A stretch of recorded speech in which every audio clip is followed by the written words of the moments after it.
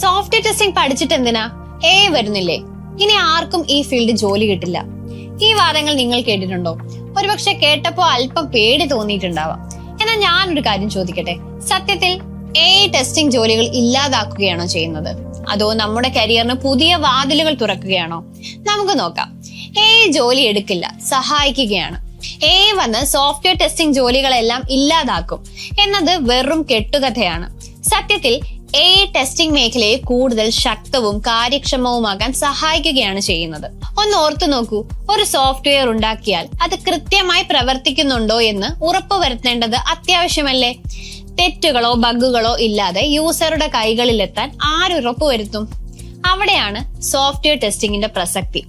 ഓരോ ദിവസവും പുതിയ ആപ്പുകളും വെബ്സൈറ്റുകളും ഗെയിമുകളും ഇറങ്ങുന്നു. ഇവയെല്ലാം ലക്ഷക്കണക്കിന് ആൾക്കാർ ഉപയോഗിക്കുന്നു. ചെറിയ ഒരു പിഴവ് മതി ഒരു കമ്പനിയുടെ റെപ്യൂട്ടേഷൻ തകരാൻ, വലിയ സാമ്പത്തിക നഷ്ടമുണ്ടാകാൻ. അപ്പോൾ ടെസ്റ്റിംഗിന്റെ പ്രാധാന്യം കുറയുകയല്ല, കൂടുകയാണ് ചെയ്യുന്നത്. വരുന്നത് ഈ ടെസ്റ്റിംഗ് പ്രോസസ്സിനെ വേഗത്തിലാക്കാനും കൂടുതൽ കാര്യക്ഷമമാക്കാനും വേണ്ടി മാത്രമാണ്. എന്തിനാണ് സോഫ്റ്റ്വെയർ ടെസ്റ്റിംഗ് എന്ന് നമ്മൾ കണ്ടു. ഇപ്പോൾ അതിന്റെ പ്രാധാന്യം എന്താണെന്ന് നോക്കാം. Quality assurance. ഒരു പ്രോഡക്റ്റ് ഉണ്ടാക്കുമ്പോൾ അതിന്റെ ക്വാളിറ്റി ഏറ്റവും പ്രധാനമാണ്. ടെസ്റ്റിംഗ് ആണ് ഈ ക്വാളിറ്റി ഉറപ്പാക്കുന്നതിൽ ഏറ്റവും വലിയ പങ്ക് വഹിക്കുന്നത്. User satisfaction. ഒരു ആപ്പ് ഉപയോഗിക്കുമ്പോൾ അത് പെട്ടെന്ന് ക്രാഷ് ആയാലോ, പ്രതീക്ഷിച്ച പോലെ പ്രവർത്തിച്ചില്ലെങ്കിലോ യൂസറിന് ദേഷ്യം വരും. നല്ല ടെസ്റ്റിംഗ് യൂസർക്ക് മികച്ച അനുഭവം നൽകാൻ സഹായിക്കുന്നു. Cost effectiveness. തുടക്കത്തിൽ തന്നെ ബഗ്ഗുകൾ കണ്ടെത്തി പരിഹരിക്കുന്നത് പിന്നീട് വലിയ ചെലവുകൾ ഒഴിവാക്കാൻ സഹായിക്കുന്നു. പ്രൊഡക്റ്റ് പുറത്തിറങ്ങിയ ശേഷം ബഗ് കണ്ടെത്തിയാൽ അത് പരിഹരിക്കാൻ വലിയ തുകയും സമയവും ചിലവഴിക്കേണ്ടി വരുന്നു.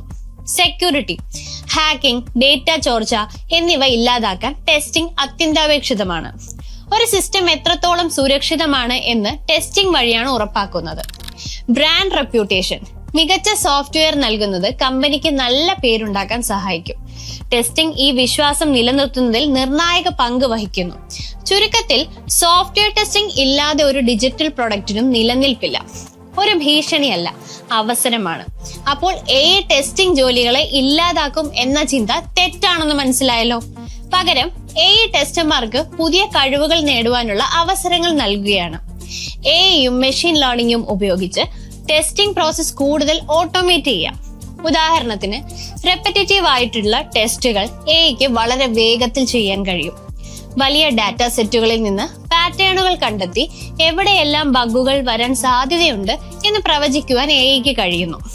ഇത് ടെസ്റ്റർമാരുടെ സമയം ലാഭിക്കുകയും അവർക്ക് കൂടുതൽ കോംപ്ലക്സ് ആയ ടെസ്റ്റുകളിലും ക്രിട്ടിക്കൽ തിങ്കിങ്ങിലും ശ്രദ്ധ കേന്ദ്രീകരിക്കാൻ അവസരം നൽകുന്നു. ടെസ്റ്റിംഗ് ടൂളുകൾ പഠിച്ച് നിങ്ങളുടെ കഴിവ് വർദ്ധിപ്പിക്കുകയാണ് ഇന്നത്തെ ടെസ്റ്റർമാർ ചെയ്യേണ്ടത്. യോടൊപ്പം പ്രവർത്തിക്കുവാൻ എനിക്ക് എങ്ങനെ കഴിയും എന്ന് ചിന്തിക്കുന്നവർക്കാണ് ഇനി ഈ മേഖലയെ ശോഭിക്കുവാൻ കഴിയുക. ഒരു ടൂൾ മാത്രമാണ്. അതിനെ നിയന്ത്രിക്കുവാനും അതിന്റെ ഫലങ്ങൾ വിശകലനം ചെയ്യുവാനും മനുഷ്യന്റെ കഴിവ് കൂടിയേ തീരും. Critical thinking, problem solving, quality ഉറപ്പിക്കുവാനുള്ള കഴിവ്, ഇതൊന്നും തനിയെ ചെയ്യുവാൻ കഴിയില്ല.